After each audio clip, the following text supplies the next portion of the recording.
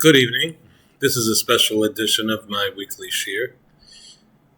I'm doing it in a different format than I usually do for two reasons. First of all, I had a hard week. I was in the hospital for a few days. Don't worry, nothing dramatic. Basically, I went in for a relatively minor thing, and then it's like Hotel California. Once you get in, you can check in whenever you want, but you can never leave. They kept me for 3 days, and I'm still not sure why. But so it goes. But that was only one thing that makes it a hard week. The harder thing that was this week was, of course, the passing of a very important person in my life, Rabbi Berel Wein, Zecher Tzadik Livracha. Although I never learned in his yeshiva, and I knew him mainly from his shiurim that I heard, like everybody else, tapes, etc. But I did have this chus to have a personal relationship with him, and he's actually the rabbi responsible for unleashing me on the world by giving me smicha, and for better or worse. And many critical things in my life came from conversations with him and being inspired by him, and I miss him greatly. And I figured that tonight, rather than doing my usual type of shiur, I would perhaps just learn with you 2 short essays from his book on Parshas Re-eh that I have right here, called במסילה, נעלה. And maybe that's my way of saying a hesped for him. You know, there's so many hespedim and eulogies that have been written and will be written. I didn't feel I had that much more to contribute than the many, many eloquent things that have been said. Other than my personal sense of loss, not only for all the other things that were said, and this was probably also said, but to me, I don't know about, there are all kinds of people that people call this one the Gadol and that one a Gadol. For me, he was truly one of the Gedolei Yisrael, a person with what I believe to really be Das Torah, both coming from his tremendous knowledge and his genius, his wisdom, and his familiarity with the world out there, with history, with our sense of where we are, with the broader perspective of life and all the different segments of Klal Yisrael, and how fortunate we are to be here today, standing at this place, especially here in Eretz Yisroel and Medinat Yisrael, and such a straight-shooting sense of wisdom without fear of, being politically correct, etc. We don't have too many people like that. I only wish he had been able to be even more influential, but of course that wouldn't have been possible. The machers of many things in the frum world want people of a different flavor. I'm not going to get into my diatribe on those things. But what I would like to do is go through here 2 of his essays on Parshas Re-eh. The first of them is on the pasuk. It says in Perek Yudaled, pasuk Aleph, Lo tisgodedu, and we are commanded Lo tisgodedu, as the pasuk says, Banim atem l'Hashem Elokechem. You are children, sons, literally, of God. Lo tisgodedu, you should not. We'll define it in a minute. Lo tasimu korcha beinei nechem lameis, and don't place a certain type of burning thing between your eyes when you are faced with death. And I'm not going to read, I'm sort of translate as I read it here, but he basically says that this is the simple pshat is that we're not supposed to make like marks on ourselves. I guess in those days they used to scratch themselves and cause themselves to bleed, etc., to express the grief over the dead. And he quotes the Rambam, Chazavetz Kechavim, Perek Yud Beis,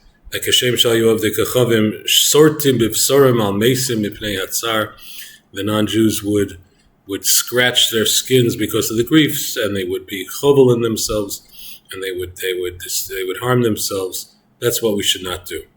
And he mentions that the Shiite Muslims have this custom today, and at certain times they even knock themselves with iron chains until they bleed.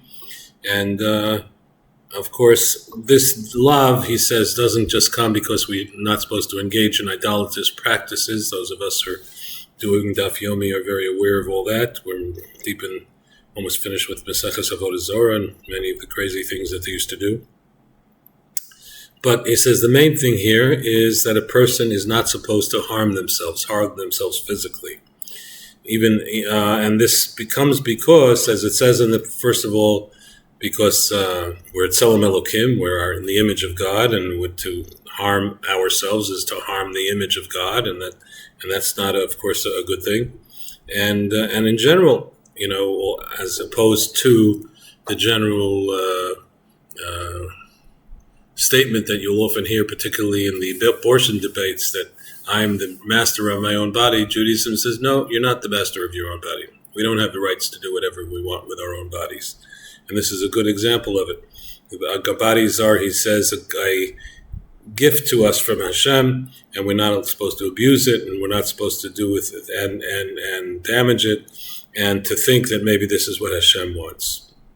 And he brings down that in the Middle Ages they used to, especially Christians, would often engage in much self-flagellation and all sorts of things, and they thought that made them holier by depriving themselves of all sorts of things and causing themselves through hard things.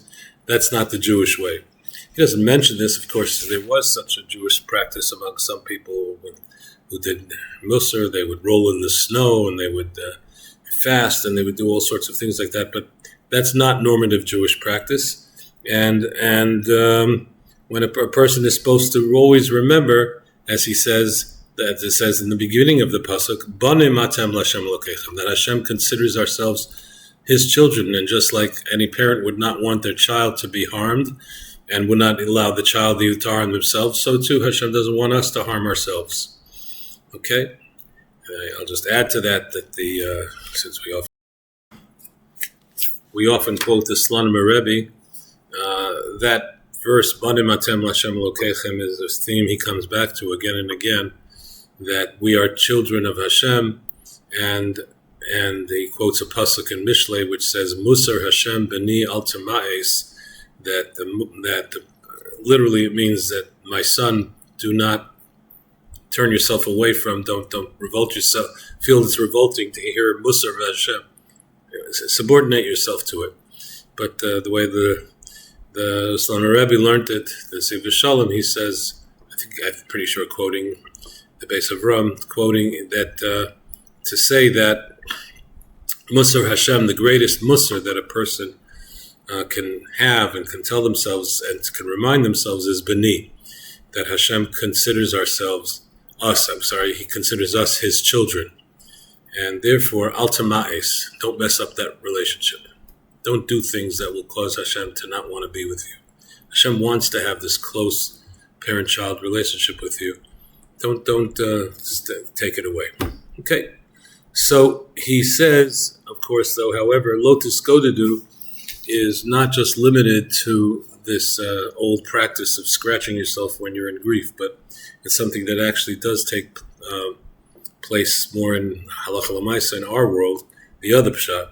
And he brings down the Rambam, who says in the same place, halacha yadalid, u'bechlal azhara zu shalo yihiyu shnei batei dinin bi'irachas. Included in this azhara that there shouldn't be two beis-dins, two courts in one city. Zenoi committing zev, zenoi committing acher. One following one sort of minhag, and the other one following the other, because that causes a great amount of maklokas, as it says, lotis godadu, which you could read to say, changing the word a little bit, lo ta'asu agudos. You shouldn't make groups, different groups that are grouped together. Okay? And of course, this is based on the Gemara in Yevamos, and it's interesting, as he says, that it's a machlokas Abaye and Rava, and it's the Rambam seems to paskin like Abaye, even though the Gemara we paskin like Rava in general. Many are wondering why he does that. However, nevertheless, it's clear that many different batei din and different minhagim, etc., can bring to a lot of machlokas, can bring to a lot of fights and arguments, because I have my shita, you have your shita, I have my minig, and you have your minig, and that's a problem. And then Rabbi Wein, as he would always do in his beautiful way of not just leaving it as abstract halacha, but bringing it very much to the real world, he brings it to, and of course in our time, not supposed to have different opinions, how could that be? After he says, we don't have a uniform halacha. Of course, there are Ashkenazim, there's Fardim, there's Hasidim, there's Misnagdim, there's all kinds of people. And in many cases, almost every kehillah has its own minhagim and its own psakim, which it accepts. And he said particularly he saw this in his role as the head of OU Kashrus in a very critical juncture in the early 1970s, where he really grew the organization into a very professional organization. And he says he saw that this led to many, many difficult and sad and unfortunate cases. And there are in fact families who divide themselves because I don't trust your hechsher and I won't eat by you and I won't rely on your idea. We go by a different psak. And many times there are based on imaginary things. He says, "Medumim ve'enam kayame be'emes." The shittas they're talking about aren't even really so. They're based on things that are not really so. And he says, in fact, and I saw this myself, as I worked as a mashgiach when I was on the West Coast in Oregon, so I became a valuable commodity for the OU and other kashrus organizations to have somebody local who was able to go into factories for them. So I did quite a bit of kashrus work, and I saw this. There were organizations who, we don't trust the OU. We're higher, we're frumer, we're more machmir than the OU. But if you look at the products that they make, half of the ingredients are OU ingredients. So without the OU, they would have never been able to put out their product. And that's true in every case of different kashrus organizations. And he says, Yesh harbeit tzviyut. There's often a lot of hypocrisy and a lot of non-truth when there are many bati dinim who are competing with each other. He brings down also a very fascinating story. Rabbi Wein, one of the other beautiful things about him was he was somebody who was able to be respected by and talk to people from across the spectrum, from people who were very dati lumin, very much Zionist, etc. And he had a close relationship with the Rabbi Yoelish, the Sant Merov, who he got to know during his time in Miami. And he said to him once, he said to me, when he was talking about these issues, he said that a pasuk from this week's parsha actually, it says, aser to aser, right? When talking in this week's parsha about the mitzvah of giving meiser, of giving of a tithe, right? So there's a famous, Rashi brings it down, a famous Gemara that says, aser b'shvil shetis asher. You should take a tithe in order to get wealthy. In other words, and that's supposed to, many people say this has worked for them. If they want to do well financially, they should be very careful to tithe their income, to give 10% tzedakah, and that is a big segula for being able to become wealthy. So the Sant Meruv said, aser, right, b'shvil shetish asher. But he said aser, not aser as in give meiser, but aser as in aser, forbid. Make it prohibited. Say that it's wrong. Say that it's forbidden to eat this thing. If you do that, if you say that about the other guy's hechsher, this asher, you'll become rich because they'll go to your hechsher and not to the other hechsher.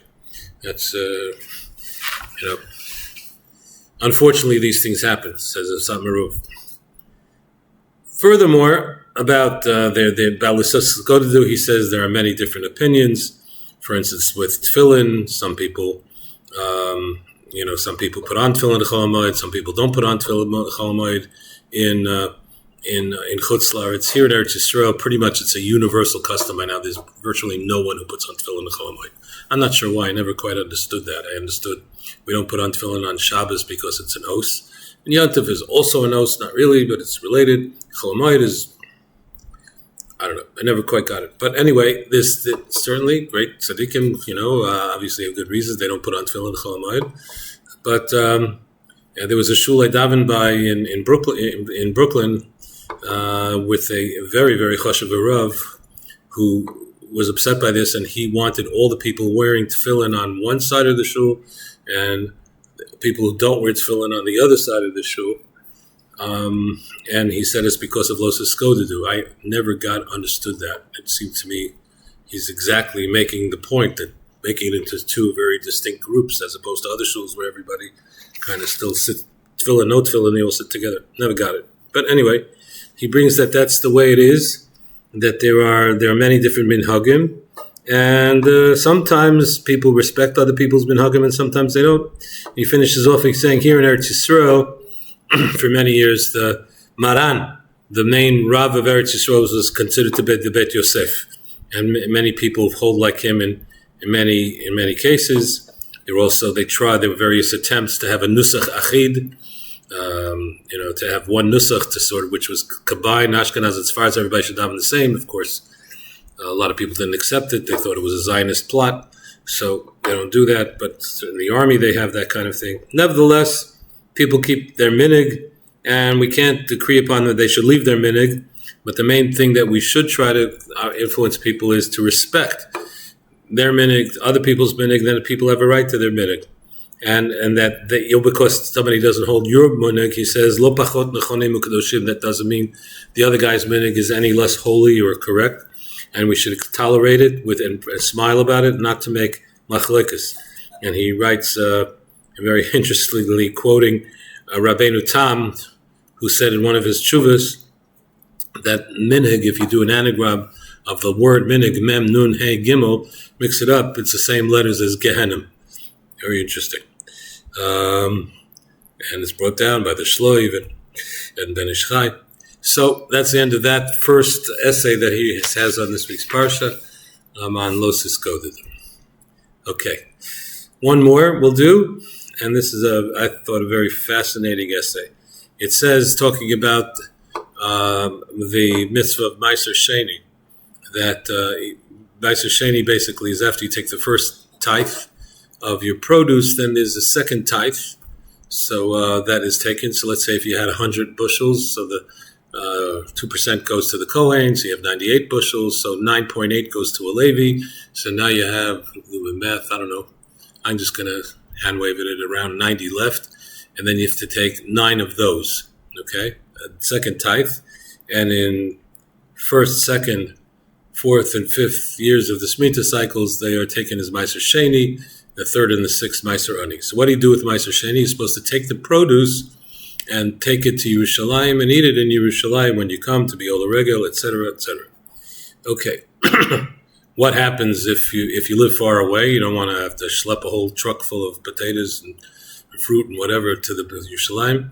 So the Torah says you're allowed to exchange it for money and then bring the money up to Yerushalayim and then use the money to buy food in Yerushalayim. That, B'kitzur, is the law of Meiser Sheni. Of course, more complicated than that. There's all Masechta Meiser Sheni, but that's the basic halacha.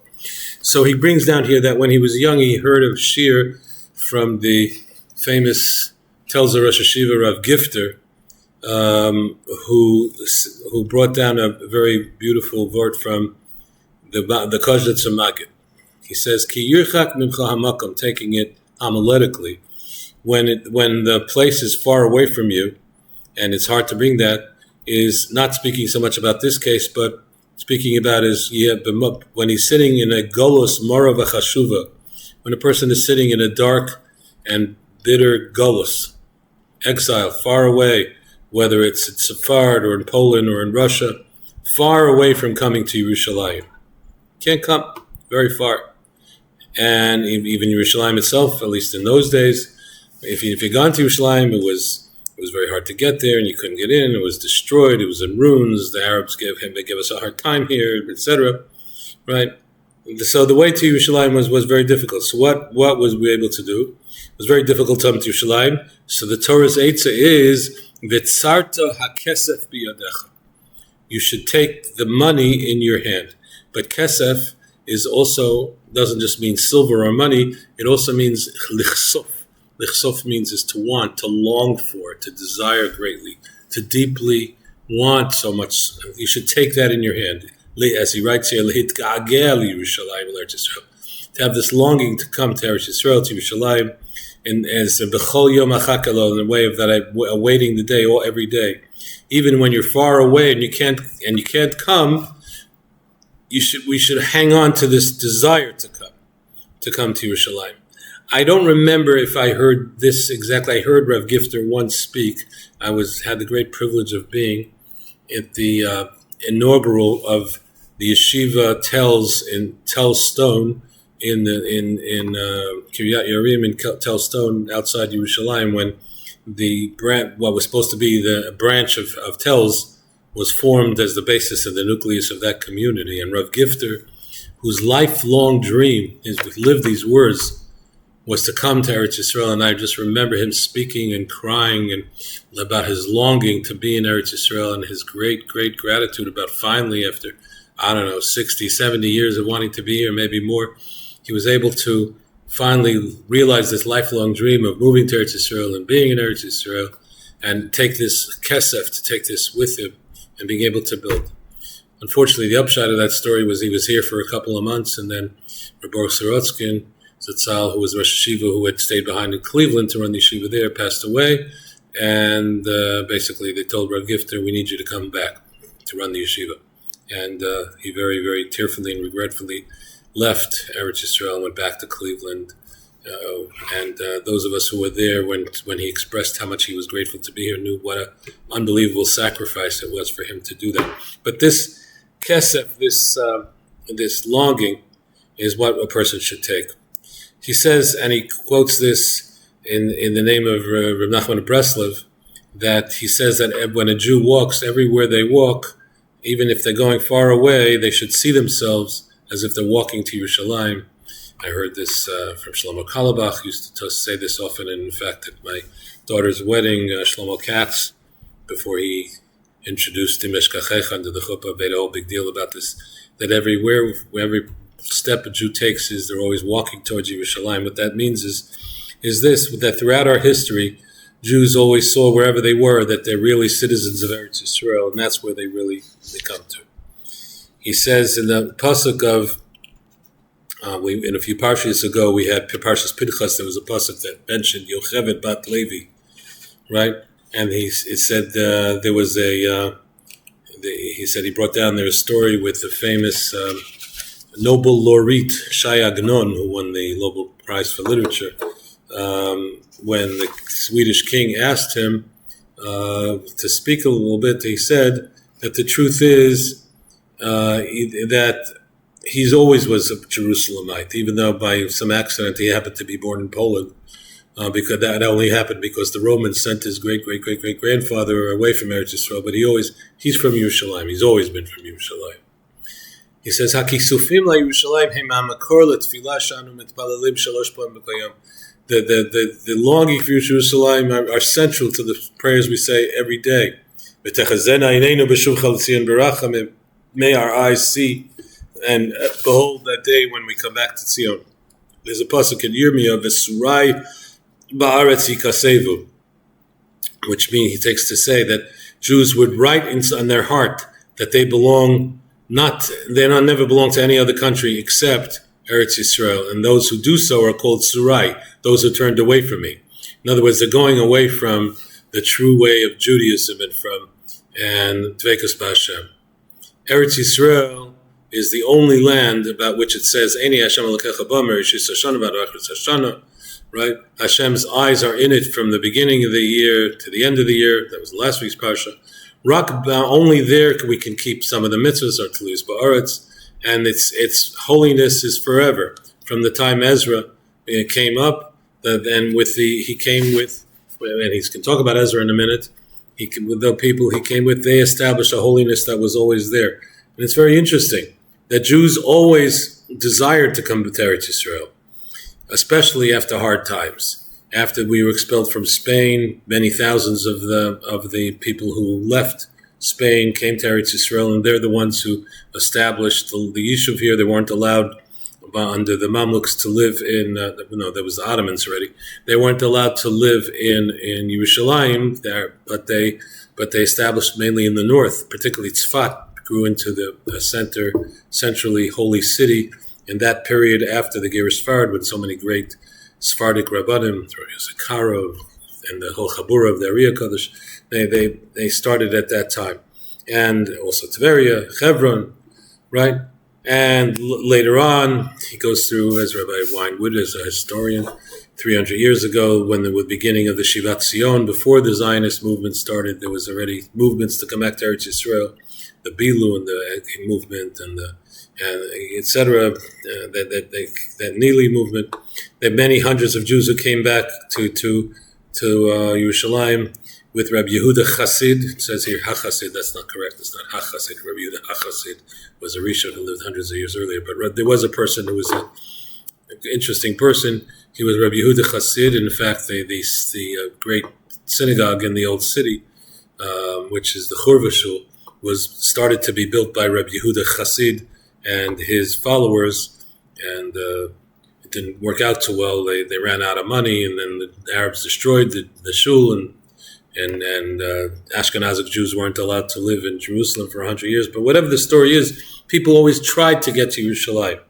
Right? Then again later, the Talmidim of the Vilna Gaon, the Talmidim of the Baal Shem Tov came to Yerushalayim, to Tzfat, all these places, Chasam Sofer, right? All tried to be Chovevei Tzion.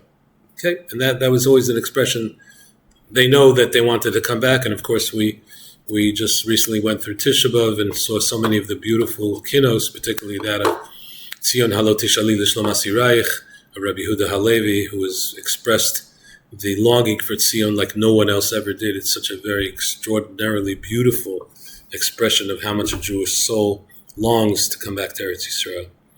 Then he says after that, the Zionists came, the leftists came, they formed the kibbutzim, and even though, of course, many of them left Torah and left mitzvos, but the truth is, if you look beneath the surface, even though they were not, some of them were anti-religious, but there was something that was deep in their soul, in their Jewish souls, that brought them here. It's well known, or not so well known, that when Herzl came up with his idea first of a Jewish state, it wasn't necessarily here.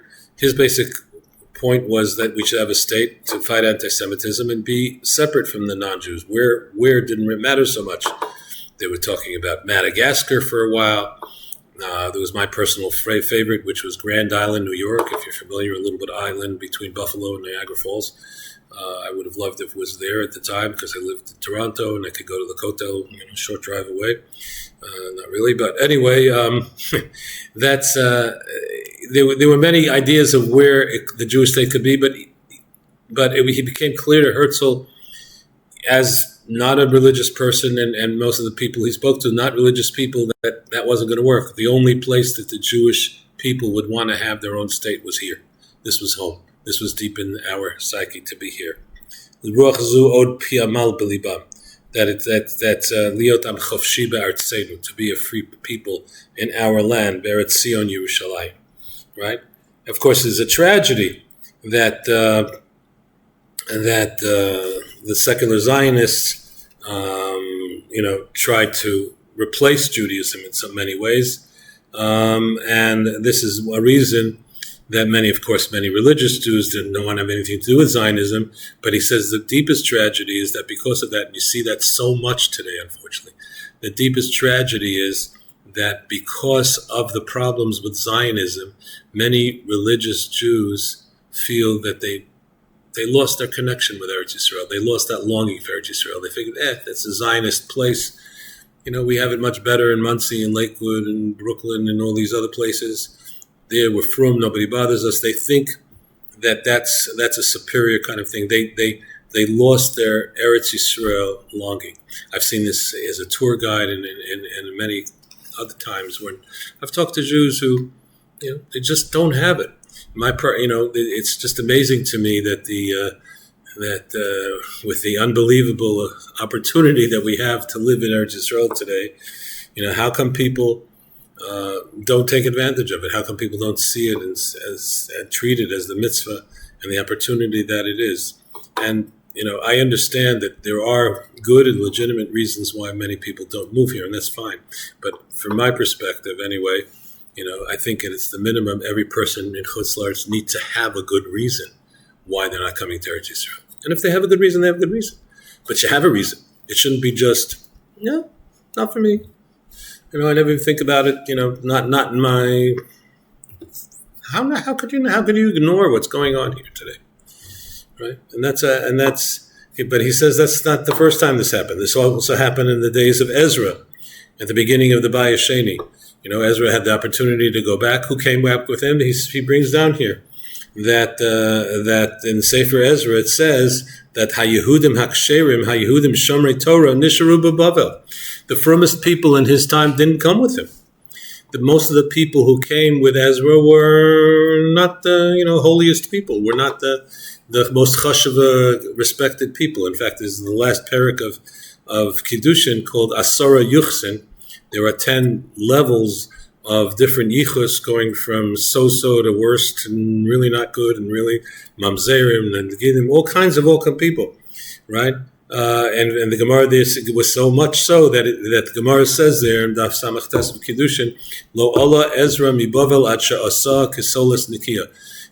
When Ezra left Bavel, he took with it all the, as Hillary would have said, the deplorables.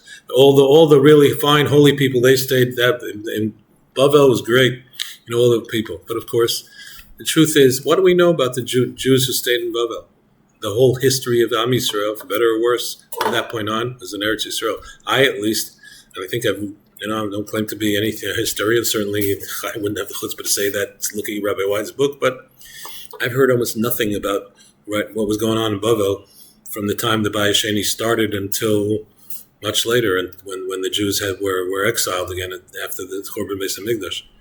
With all the frum people that you would think that something happened. Only one person that I heard came from there, was a good person, was Hillel Habavli. But other than that, I don't know. So what we see from that is that with all that was only the schleppers, so to speak, who came to Eretz Yisroel. They're the ones who actually continued the main story of Am Yisrael. And that was with the schus of being in Eretz Yisroel. Right? And Ezra, Lo hityaesh miplei shelo olam, ein Yehudim mityashim Eretz Yisroel. Jews don't give up on Eretz Yisroel. Okay? And then he finishes off again saying, in our time, for various reasons, many people feel that, I've given Eretz Yisroel isn't for them. But the truth is that we have to, v'tzarta hakesef biyadecha. The charge over here is that we should take this kesef, this longing for Eretz Yisroel, and put it in our hands. And with this, he finishes the second essay. So, there's 2 more essays. I won't bore you with any more, but I think, anyway, this is at least one way of remembering Rabbi Wein and his special, unique blend of Torah, very important Torah, of history, of humor, and of being able to, bring it down Lamaisa in a very sharp way to lessons that all of us need to get inspired by and hear from. Chaval de'avden v'lo mishtachin, we're going to miss him terribly, and wish there were other people like him who could inspire the Jewish people, and the people, intelligent people who want to really be honest and open and truthful about what the Torah wants from us, without, letting other people think for them, but people who think for themselves, inspired us to become the best Jews that we can. May his memory be a blessing. May he rest in peace. And may all of us have a good future. Good Shabbos to all.